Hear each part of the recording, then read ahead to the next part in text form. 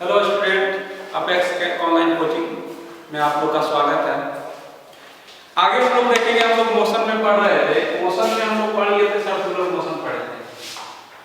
हम लोग देखे थे कि मोशन क्या होता है, आपको रेस्ट क्या होता है, एक्सेलरेशन के बारे में आपको बताए थे। फिर इसके बाद आपको बताए थे डिस्प्लेसमेंट के बारे में, वेलोसिटी के बारे में, सर्कुलर मोशन के बारे में। आगे हम लोग देखते हैं जो बहुत इंपॉर्टेंट एग्जाम में आता है, वो हम लोग देखते हैं Newton's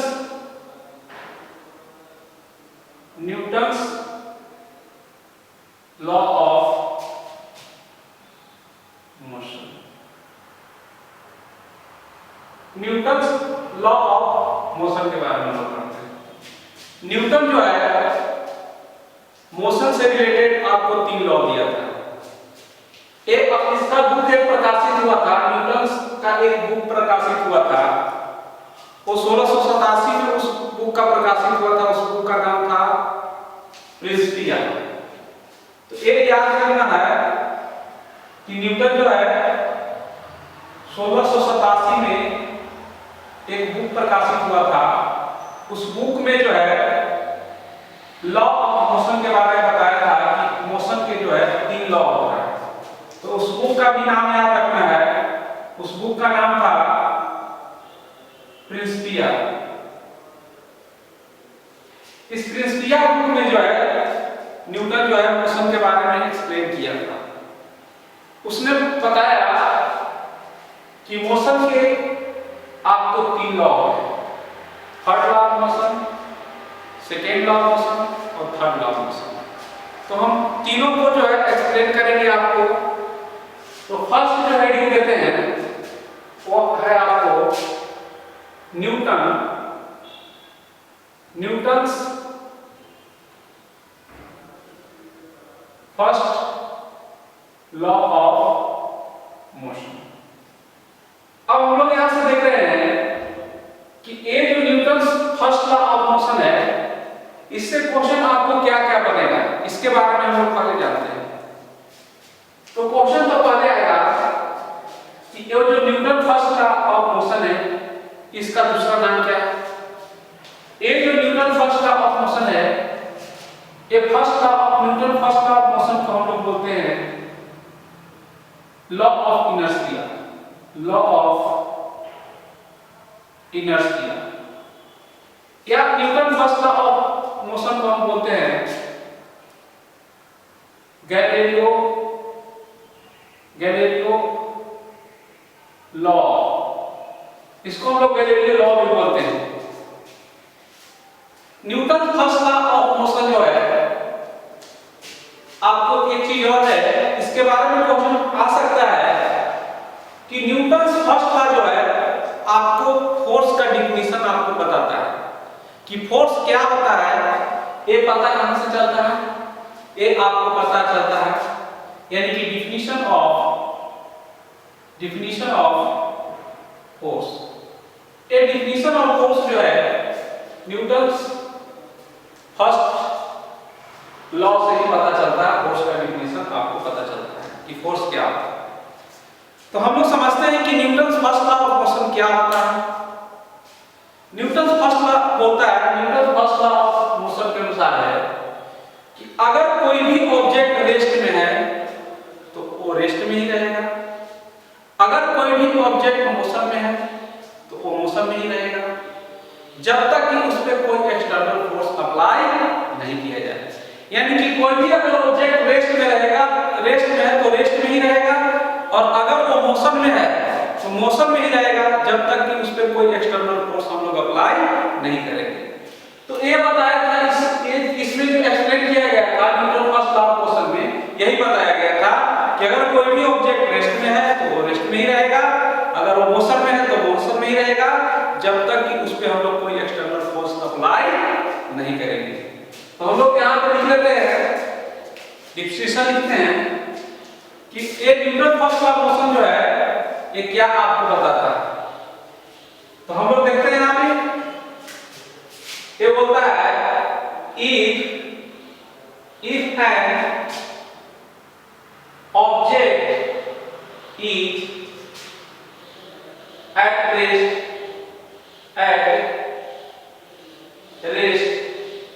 if an object is at rest, it remains in rest.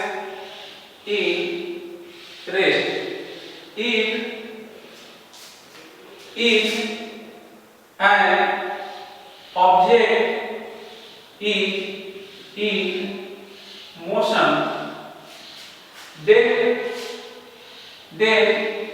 yeah, it remains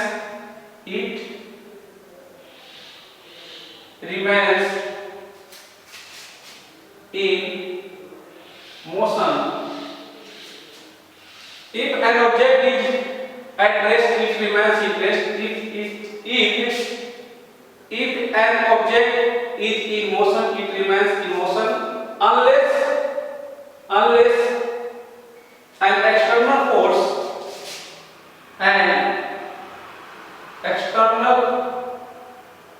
force applied on it. कहता है कि अगर कोई भी object, if an object is rest, अगर ऑब्जेक्ट रेस्ट में है तो वो रेस्ट में ही रहेगा, अगर वो मोशन में है तो मोशन में रहेगा, जब तक कि उस पे कोई एक्सटर्नल फोर्स अप्लाई नहीं किया जाए। तो ये जो है आपको Newton first law of motion.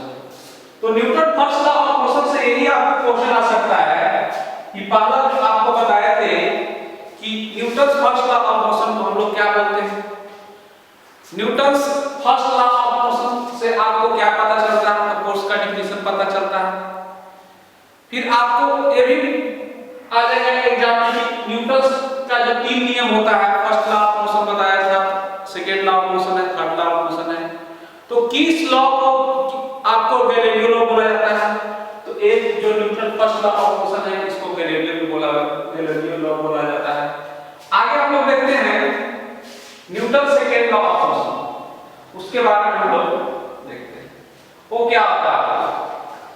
जो भी आपको ये तीनों से आपको रिलेटेड क्वेश्चन एग्जाम में आएगा वो इससे ज्यादा आएगा नहीं, और अगर आएगा तो हम लोग देखेंगे कि जब खत्म हो जाएगा आपको क्वेश्चन पढ़ा देंगे तो जो एग्जाम में आया हुआ है उसको हम लोग क्वेश्चन जो है एक्सप्लेन करेंगे तो आपको पता चल जाएगा। आगे हम लोग देखते हैं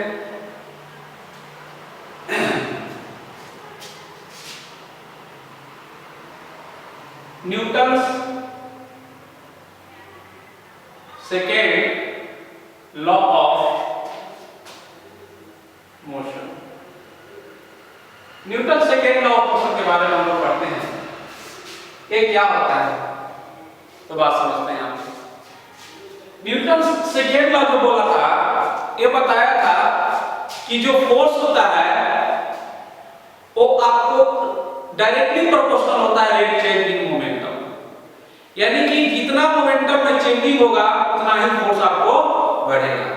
आपको ये भी बताया था कि मोमेंटम क्या होता है, आपको मोमेंटम के बारे में आपको बताए थे, यहाँ पे देख लो पॉइंट ऐसे करके फिर से दिखा देते हैं। आपको बताए थे लीनियर मोमेंटम के बारे में बताए थे कि ये जो होता है आपको क्या आता है, वेक्टर क्वांटिटी होता है, और लीनियर मोमेंटम जो होता है is the product of mass and velocity. तो Newton second law of motion में हम लोग पढ़ेंगे कि जो फोर्स होता है वो डायरेक्टली प्रोपोर्शनल होता है रेट चेंज इन मोमेंटम, यानी कि मोमेंटम में जितना चेंजिंग होगा उतना ही आपको फोर्स में चेंजिंग होगा। जैसे आप समझते हैं कि फोर्स जो होता है is directly proportional to rate change in momentum, यानी कि जितना आपको मोमेंटम में चेंजिंग होगा वो फोर्स भी आपको बढ़ेगा। यानी कि इसको हम लोग क्या लिखते हैं, इसको हम लोग इस तरह से भी लिखते हैं, थोड़ा सा समझ लेना है। F बराबर जो होता है इसको हटा दिए, ये जो प्रोपोर्शनलिटी है इस प्रोपोर्शनलिटी साइन को हटा दिए, और इस साइन को हटाकर हम लोग यहाँ पे ये लिखेंगे और dp by dt। एक और पॉइंट यहाँ नोट करने लायक है कि जो हम लोग फोर्स का जो एक्सप्रेशन होता है, फोर्स बराबर जो होता है आपको बताए थे, फोर्स बराबर मास इनटू एक्सेलरेशन। तो वो जो मास इनटू एक्सेलरेशन जो होता है, यानी कि फोर्स का जो एक्सप्रेशन है, वो फोर्स का एक्सप्रेशन जो है वो कहां से आता है? वो Newton second law of motion से आता है। तो क्वेश्चन में क्या आता है? क्वेश्चन में आपसे पूछेगा कि जो फोर्स का जो एक्सप्रेशन होता है वो न्यूटन के किस लॉ से पता चलता है, या किस लॉ से आता है एक्सप्रेशन फोर्स का। तो आपको दिमाग में हिट कर जाना चाहिए कि जो फोर्स का एक्सप्रेशन है वो Newton second law of motion बताता है। Newton second law of motion जो है वो फोर्स का एक्सप्रेशन आपको बताएगा। ठीक है, यानी कि आपको क्वेश्चन में आ गया कि डिफिनीशन कहां से आता है, डिफिनीशन जो है न्यूटन से किस लॉ से पता चलता है। तो आपको पता होना चाहिए कि आपको Newton first law of motion जो है उससे आपको फोर्स का डिफिनीशन पता चलता है, और ये जो Newton second law of motion जो है इससे फोर्स का एक्सप्रेशन पता चलता है। एक्सप्रेशन का मतलब इक्वेशन, यानी कि फोर्स बराबर जो होता है ma, इसी को हम लोग एक्सप्रेशन या इक्वेशन यहां कर रहे हैं। a बराबर ma जो है वो कहां से आता है? तो Newton second law of motion से ही आपको पता चलता है। यानी Newton second law of motion से ही पता चलता है आपको फोर्स का एक्सप्रेशन। तो हम लोग देख रहे हैं यहाँ पे कि a जो है F बराबर a में कैसे आता है, इसके बारे में थोड़ा सा हम लोग जानकारी प्राप्त कर लेते हैं। तो थोड़ा सा यहाँ पे याद करना है कि जैसे मान लो कि एक होता है इस तरह से हम लिखे हुए हैं y बराबर u into v, ठीक है। तो हम लोग क्या करते हैं कि a जो है दोनों तरफ डिफरेंशिएट करते हैं। एक फॉर्मूला होता है कि हम लोग देखेंगे यहाँ पे लिखा हुआ है ये फॉर्मूला y बराबर u into v। तो हम लोग देखो इसको डेरिवेटिव करते हैं, ठीक है, डिफरेंशिएट करते हैं। यहाँ समझना है आपको, थोड़ा सा केवल समझना है, अगर नहीं भी आपको आएगा तो कोई इससे दिक्कत नहीं है। आपको केवल याद रखना है कि जो फोर्स का एक्सप्रेशन जो होता है आता है वो कहां से आता है, किस लॉ से पता चलता है, न्यूटन के किस लॉ से पता चलता है फोर्स का एक्सप्रेशन। केवल ये आपको याद रखना है, ये थोड़ा समझने के लिए हम आपको बता रहे हैं। तो यहाँ पे लिखेंगे dy बाय मान लो हम लोग dt लिखते हैं, ठीक है।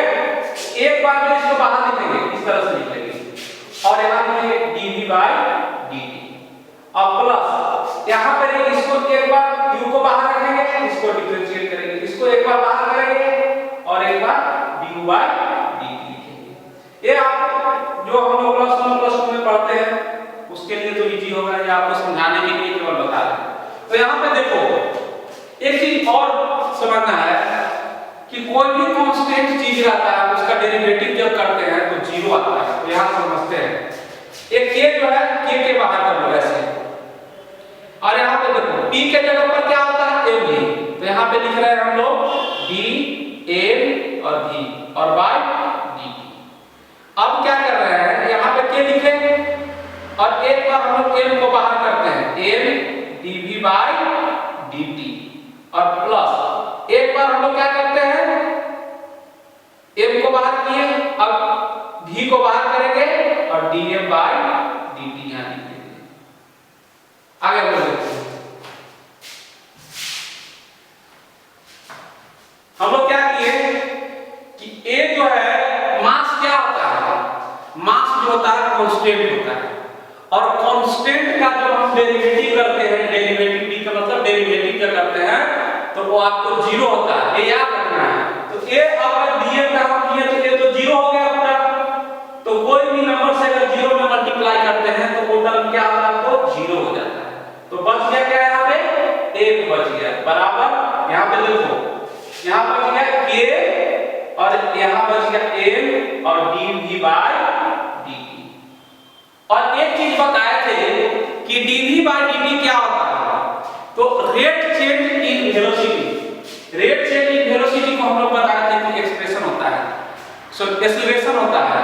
यानी कि dv बाय dt को क्या बोलते हैं, एक्सेलरेशन बोलते हैं।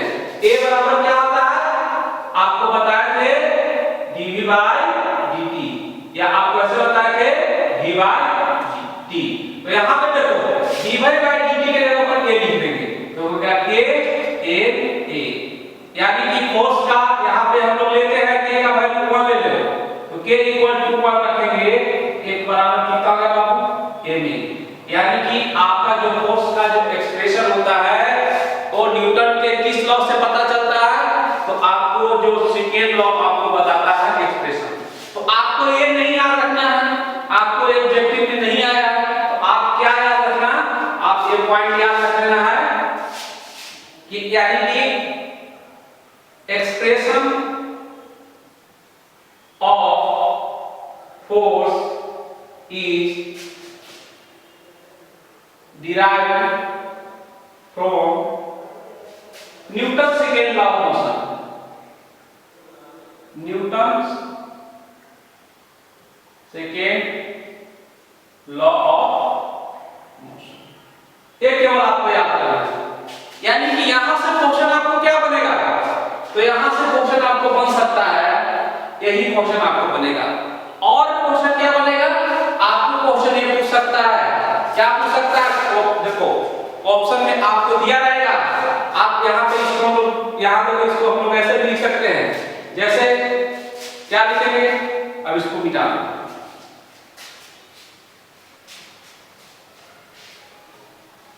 यानी कि ये जो है force is directly proportional to rate change in momentum. ऐसे हम लोग स्टेटमेंट में लिखेंगे that is force is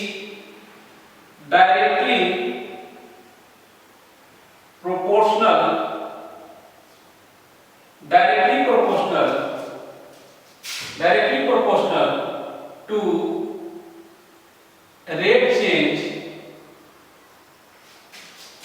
in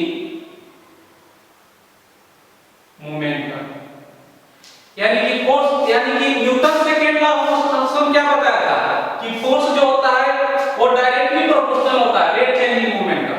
जितना चेंजिंग होगा, ठीक है, जितना आपको मोमेंटम में चेंजिंग होगा वो फोर्स भी आपको क्या होगा, उतना ही ज्यादा बढ़ेगा।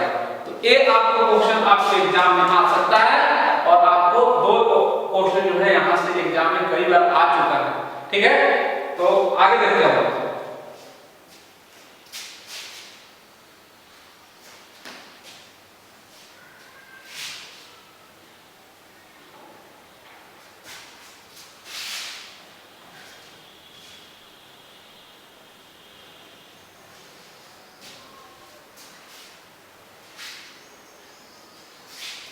हम लोग पढ़ रहे हैं नेक्स्ट में कि न्यूटन्स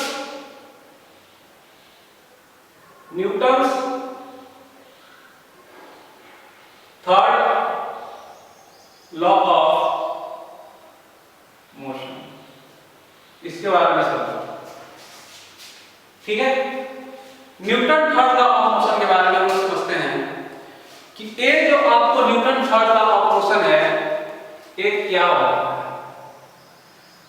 तो Newton third law of motion में बताया था कि एक्शन फोर्स जो होता है रिएक्शन फोर्स के इक्वल होगा। आप जितना एक्शन लगाइएगा उतना ही आपको रिएक्शन मिलेगा, लेकिन एक्शन फोर्स और रिएक्शन फोर्स जो होता है सेम डायरेक्शन में नहीं होता। मान लो कि ये व्यक्ति है, इसको हम स्लैपिंग कर रहे हैं और जब इस पे हम एक्शन किए उधर से हम पे क्या करेगा, रिएक्शन करेगा, लेकिन दोनों का डायरेक्शन क्या होगा, अपोजिट होगा। दोनों का डायरेक्शन क्या होगा, अपोजिट होगा। और दूसरी बात कि एक्शन फोर्स रिएक्शन फोर्स के इक्वल होता है और अपोजिट इन डायरेक्शन होता है, और कभी भी एक्शन और रिएक्शन होगा तो आपको सेम ऑब्जेक्ट पे नहीं होगा। जैसे मान लो कि हम हैं यहाँ पे, थोड़ी है कि हम अपने यहाँ पे एक्शन करेंगे और रिएक्शन भी कर लेंगे, तो वो जो नहीं होगा, ठीक है। यानी कि कहने का मतलब होगा कि Newton third law of motion में क्या बताया था। जैसे मान लो कि इससे एप्लीकेशन बेस्ड क्वेश्चन आता है। जैसे मान लो कि हम लोग चलते हैं, रोड पे चल रहे हैं, तो वहां पे न्यूटन जो है, न्यूटन का कौन सा लॉ फ्लो कर रहा है, तो हम लोग क्या करते हैं, अर्थ पे क्या कर रहे हैं, एक्शन कर रहे हैं। अब हम लोग के पैर पे जो है अर्थ क्या कर रहा है, रिएक्शन कर रहा है। यानी कि हम उसको पीछे क्या कर रहे हैं, धक्का दे रहे, प्रेस कर रहे हैं, और अर्थ जो है क्या कर रहा है, आगे फेंक रहा है। तो वो क्या हो रहा है, यहाँ पे जो है थर्ड लॉ ऑफ काम करता है, यानी कि Newton third law of motion काम करता है। जैसे मान लो कि कोई आपको पानी में जो है स्विमिंग करने जाता है, तैरने जाता है, तो वहां पे क्या करते हैं हम लोग हाथ से जो है पानी को पीछे फेंकते हैं और वो क्या करता है हमको आगे फेंकता है। तो स्विमिंग जहां करते हैं वहां पर भी क्या करता है, वहां पर भी Newton third law of motion काम करता है। यानी कि हम लोग क्या करते हैं, एक्शन करते हैं और वो क्या कर रहा है, रिएक्शन कर रहा है। बात समझ में आया? ठीक है। अब देखो क्वेश्चन में कई बार ऐसा भी आता है कि जैसे मान लो कि रॉकेट है, रॉकेट को हम लोग लॉन्च कर दिए, ठीक है। तो जब रॉकेट को हम लोग लॉन्च करेंगे तो वहां पे न्यूटन का कौन सा लॉ काम करेगा, तो वहां पे न्यूटन के थर्ड लॉ भी काम करता है, ठीक है। तो एक क्वेश्चन जो है एग्जाम इसी तरह से क्वेश्चन बनता है, एप्लीकेशन बेस्ड क्वेश्चन बनता है। तो हम लोग समझ रहे हैं कि न्यूटन जो है ये न्यूटन जो है थर्ड लॉ ऑफ मोशन क्या है, ध्यान देते हैं। तो इसमें क्या करना है कि एक्शन जो फोर्स होता है वो रिएक्शन फोर्स के बराबर होता है। क्या होता है, रिएक्शन फोर्स के बराबर होता है। लेकिन अपोजिट डायरेक्शन होता है, अपोजिट मतलब यहां माइनस दे दिए, तो ये माइनस देने का मतलब है डायरेक्शन जो है अपोजिट, यानी कि एक्शन फोर्स जो है रिएक्शन फोर्स के क्या होता है, आपको बराबर होता है। बस यही दिमाग में आपको रखना है। और क्या आएगा क्वेश्चन कि जो Newton third law of motion होता है not apply on same object. ये भी पॉइंट याद करना है कि not applied on same object. Same object पे जो है एक कभी एक्शन और रिएक्शन नहीं होता है। और एक यहां पे लिख रहे हैं कि अपोजिट डायरेक्शन लिख रहे हैं, action force and reaction force is opposite in direction, opposite in direction. तो देखो क्वेश्चन क्या आएगा एग्जाम में, क्वेश्चन कैसे बनता है तो आपको तो यही से आपको पता चल जाना चाहिए। जैसे एप्लीकेशन बेस्ड में क्या आएगा कि एप्लीकेशन में कि स्विमिंग जब करता है तो वहां पे न्यूटन का कौन सा लॉ काम करता है। जब हम लोग अर्थ पे चलते हैं या रोड पे हम लोग चलते हैं तो न्यूटन का कौन सा लॉ काम करता है, ठीक है। ये चीज हम लोग को याद रखना है और ये आपको डिफिनीशन याद रखना है, ठीक है। एक्शन फोर्स होता है रिएक्शन फोर्स के बराबर होता है, अपोजिट डायरेक्शन होता है और एक कभी भी जो है